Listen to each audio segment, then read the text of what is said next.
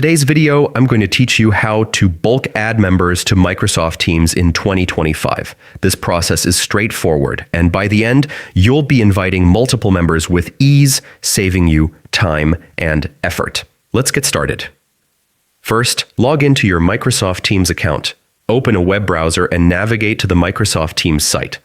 Click the Sign In button and enter your login credentials, typically your work or school email and password. Once you're logged in, you'll arrive at the main Teams interface.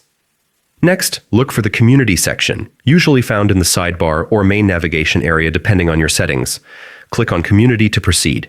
This section is where all your teams are managed, making it easy to access the team you want to add new members to. Once in the Community section, find the Invite People button.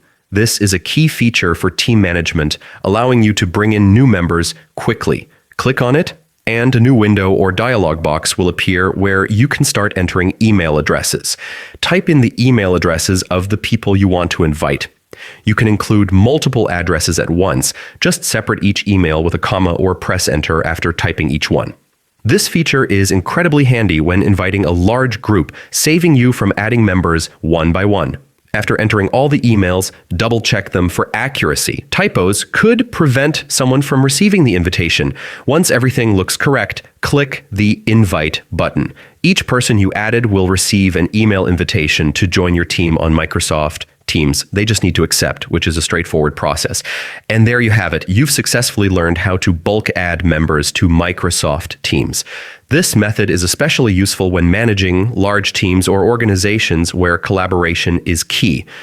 Remember, keeping your team updated and engaged regularly is crucial for a productive and successful environment. Thanks for watching, and I hope you find this tutorial helpful for your team management needs.